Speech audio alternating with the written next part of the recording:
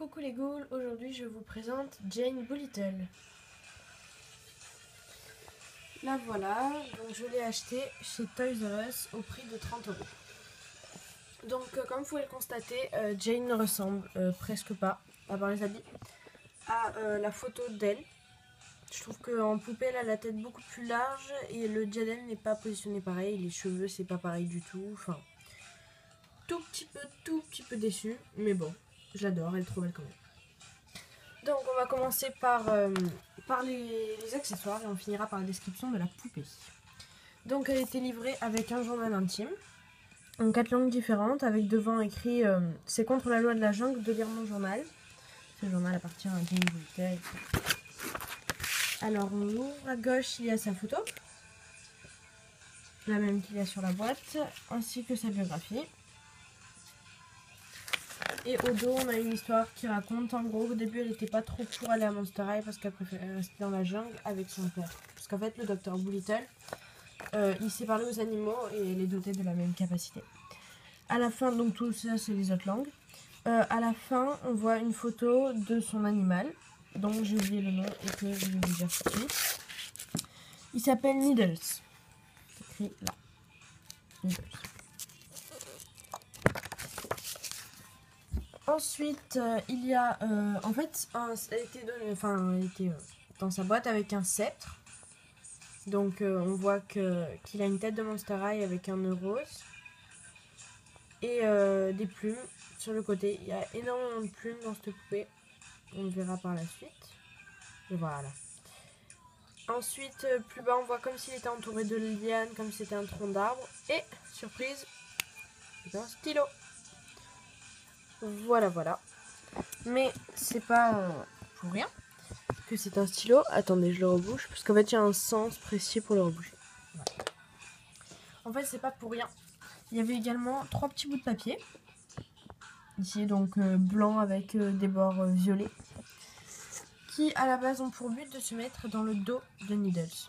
Voilà, donc c'est censé.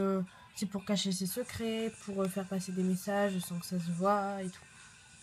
Voilà, donc je ne m'en sers pas vu que malheureusement, ça qui est un peu dommage, il n'y en avait que 3 dans la boîte.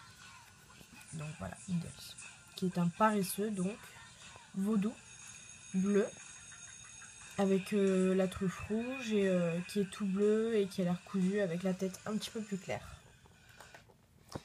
Ensuite, donc il y a la brosse noire et le socle noir, donc la brosse qui est une tête de Monster High avec écrit Monster High. Donc le socle également.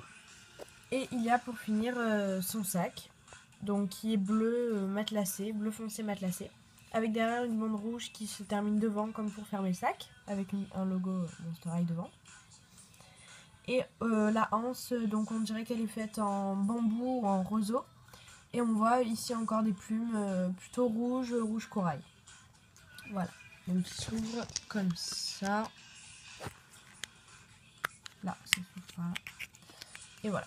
Et en fait, les papiers étaient dedans quand j'ai ouvert la boîte. Ensuite, donc, nous allons passer à la description de la poupée. On voit donc pour sa coiffure qu'elle a une queue de cheval qui démêlée et tout est bourriffé. J'aurais jamais dû la démêler. Bon, tant pis. C'est pas grave, je pense que ça va dégonfler à un moment. Et elle a également une coque sur le dessus de la tête. Donc on voit que ses cheveux sont fuchsia et noirs.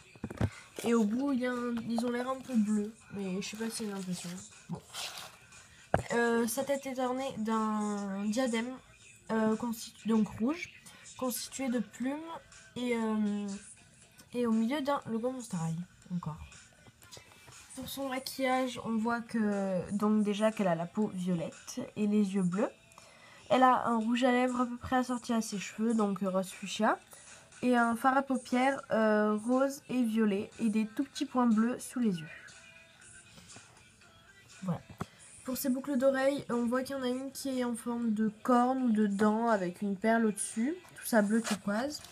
Et de l'autre côté, encore une fois, des plumes et un os. Donc bleu également. On voit ensuite qu'elle a un collier qui est unique, hein. On croit qu'il y a 2 colliers différents, mais derrière on voit que c'est un collier unique. Et donc il est rouge avec des petits traits bleus devant, on voit. Et en haut il est resserré en ras de cou plus haut, comme si c'était des anneaux en fait. Voilà. Ensuite elle a des épaulettes, donc là on dirait que c'est des fausses plumes en bleu, on voit pas très bien. Mais un tout petit peu derrière on voit qu'il y a des vraies plumes, un peu pour vous dire la même chose qu'il y a pour la sous-robe de Honey Swamp, c'est le même matériau.